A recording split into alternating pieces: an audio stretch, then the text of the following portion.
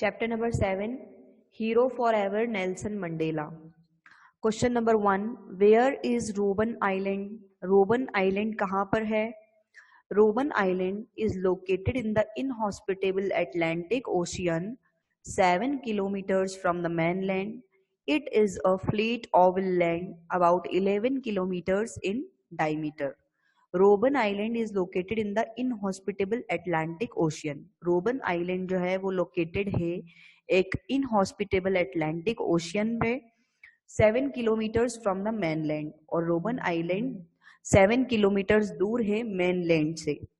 It is a flat Oval land. ये एक flat Oval shape का लैंड है अबाउट 11 किलोमीटर्स इन डायमीटर. और ये डायमीटर इसका है 11 kilometres. Okay, so Robben Island is located in the inhospitable. Inhospitable का मतलब होता है कि unpleasant, जिसका एटमॉस्फेयर अच्छा नहीं हो. So Robben Island is located in the inhospitable Atlantic Ocean, 7 kilometers from the mainland. It is a flat oval land about 11 kilometers in diameter. Question number 2. What is Robben Island used for now? Robben Island को आज किस चीज के लिए use किया जाता है? Now Robben Island is used as a quarantine station for sick animals. Robben Island को एक क्वारंटाइन स्टेशन के हिसाब से यूज किया जाता है फॉर सिक एनिमल्स. ऐसे एनिमल्स जो बीमार हो जाते हैं तो उनके लिए एक क्वारंटाइन स्टेशन के हिसाब से इसको रोबन आइलैंड को यूज किया जाता है. So the answer is now Robben Island is used as a quarantine station for sick animals. Question number 3. What hardships did Mandela face there? Mandela jail में किस तरह की चीजों को उन्होंने फेस किया था? Nelson Mandela was made to labor hard in a stone quarry for 18 years. He broke rocks from the sunken cliffs daily. Nelson Mandela was made to labour hard in a stone quarry. Nelson Mandela को एक labour की तरह hard work करना पड़ा था एक stone query में, जहाँ पे रॉक वगैरह को तोड़ने का जो काम होता है वो उनको करना पड़ा था. पत्थरों को तोड़ने का काम जो जेल में कैदियों से करवाया जाता है. For 18 years he broke rocks. उन्होंने 18 साल तक रॉक्स को तोड़ा है from the सनकन cliffs daily. सनकन cliffs पे वो डेली जाया करते थे रॉक्स को तोड़ने के लिए. As he was not allowed sunglasses. और वहां पे जब वो लोग उनको तोड़ते थे रॉक को तो सनकन क्लिफ पे उनको सन ग्लासेस पहनना भी अलाउड नहीं था. He used to wear a device made from net and wire to protect his eyes from glare. उन्होंने खुद ने एक डिवाइस बनाई थी और उस डिवाइस को वो पहनते थे. He used to wear a device made from net. Net से और वायर से उन्होंने एक चश्मे के शेप की डिवाइस बनाई थी जिसकी वजह से वो अपनी आंखों को प्रोटेक्ट कर सके ग्लेयर से. जो चूना था रॉक को तोड़ने के बाद जो डस्ट निकलता है तो उससे आंखें बहुत ज्यादा इफेक्ट हो जाती है, तो उस वजह से अपनी आंखों को प्रोटेक्ट करने के लिए उन्होंने नेट और वायर से एक डिवाइस बनाई थी और उसको पहन के रॉक को वो तोड़ते थे. His vision and general health was badly affected by the lime dust. उनका जो विजन है दैट मीन्स उनकी जो नजर है वो थोड़ी कमजोर हो चुकी थी. उनकी जो जनरल हेल्थ पे वो भी बहुत ज्यादा बुरी तरीके से अफेक्ट कर रही थी बाय द लाइम डस्ट से.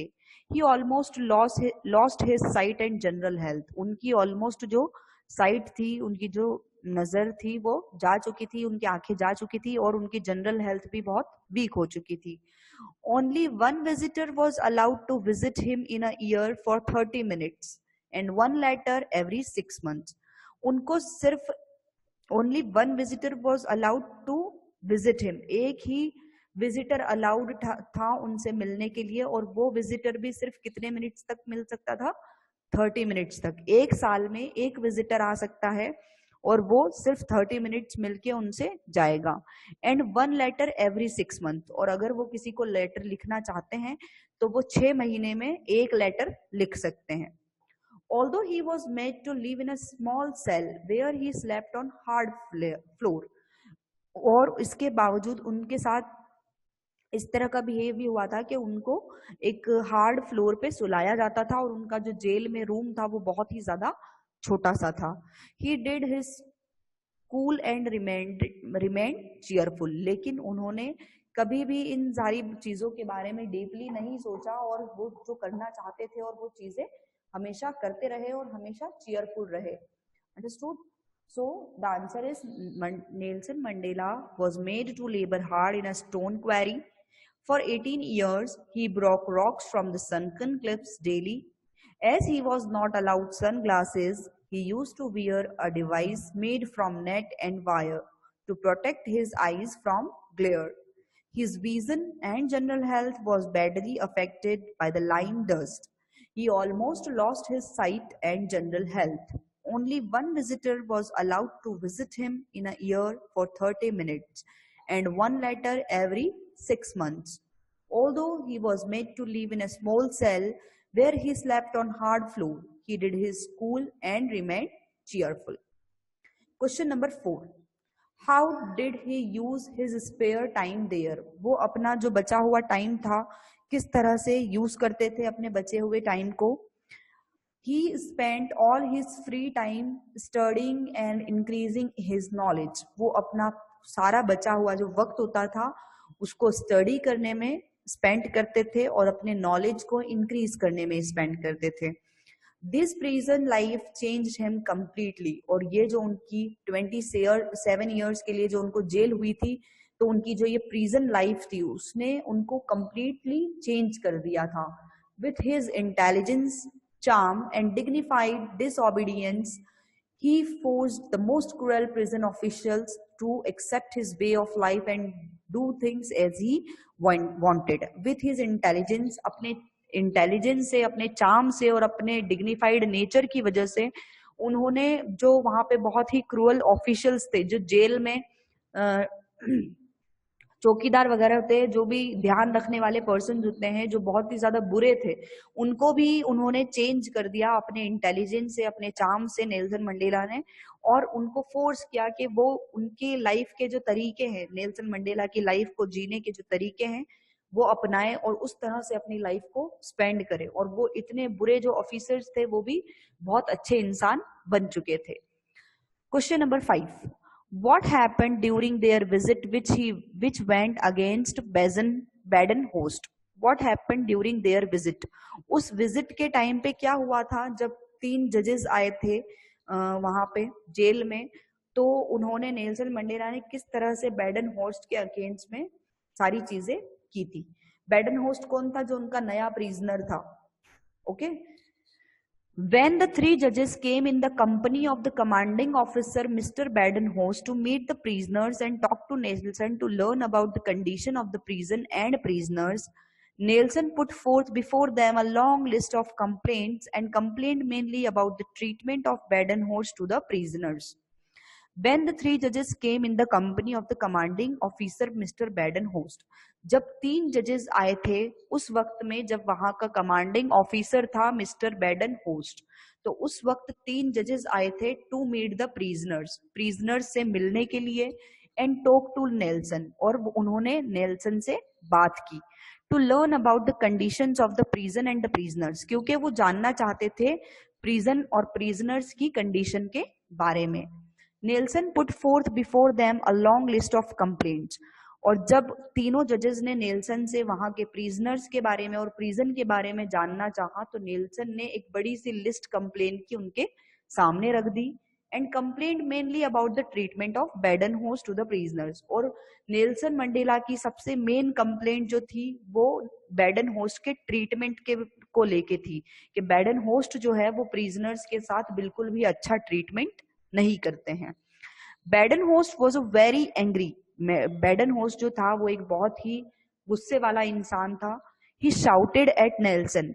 उसने नेल्सन पे, जब नेल्सन ने कंप्लेंट की बैडनहॉर्स्ट के बारे में, तो वहीं पे वो नेल्सन पे चिल्ला देता था.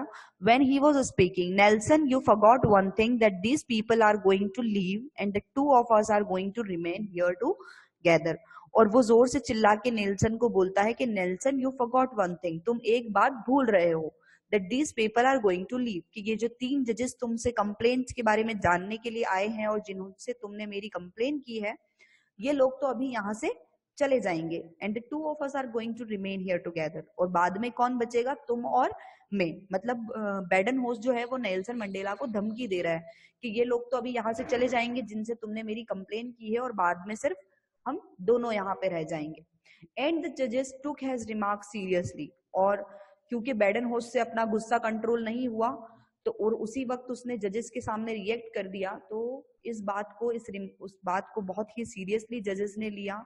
And soon Badenhorst was transferred from Robben island, और फिर बहुत जल्द ही बैडन होस्ट के ट्रीटमेंट, बुरे बर्ताव की वजह से उसका ट्रांसफर कर दिया गया था रोबन आइलैंड से कहीं और।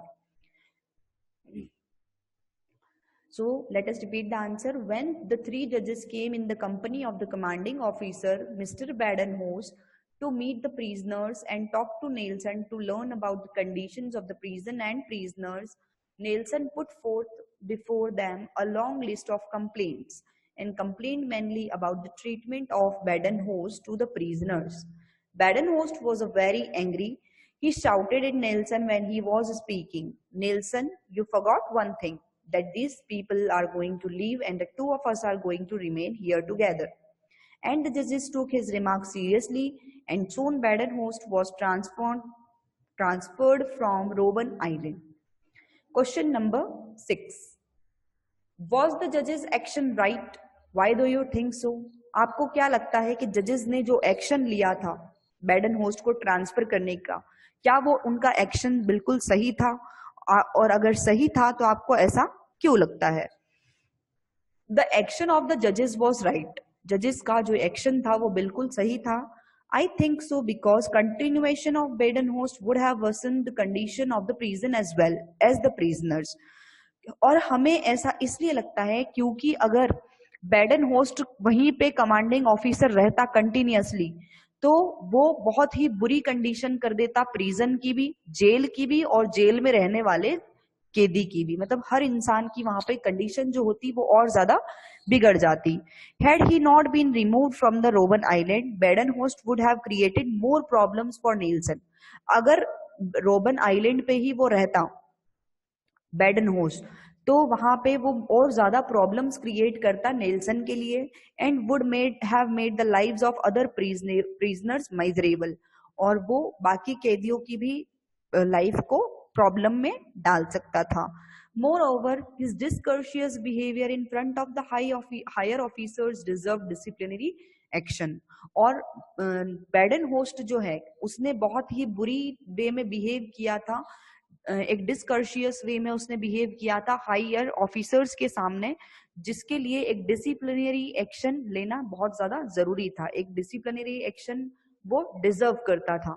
तो इसी वजह से ये जो जजेस का डिसीजन था उसको बैडनहोस्ट को रोबन आइलैंड से भेज देने का वो बिल्कुल सही था। Question number 7. What does the incident tell us about मंडेला's character? इस इंसिडेंट से हमें मंडेला की कैरेक्टर के बारे में क्या पता चलता है? जो इंसिडेंट अभी हमने पढ़ा कि जिस तरह से जजेस वहां पे आए थे और नेल्सन मंडेला ने बिना डरे बैडनहोस्ट के सामने उसकी कंप्लेन जजेस से की, तो इस बिहेवियर की तरह इस इंसिडेंट की वजह से हमें उसके कैरेक्टर के बारे में क्या पता चलता है? From this incident, we come to know that Mandela fought for the rights of people and really did not fear people at all, as he had a lot of confidence in himself.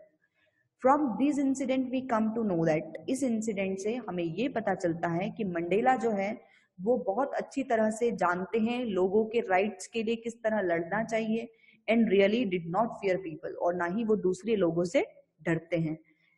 He had a lot of confidence. Nelson Mandela के अंदर बहुत ही ज्यादा confidence है। He never regarded himself as being beneath anyone. वो अपने आप को किसी से कम नहीं समझते। Even while he was wearing shorts as a prisoner.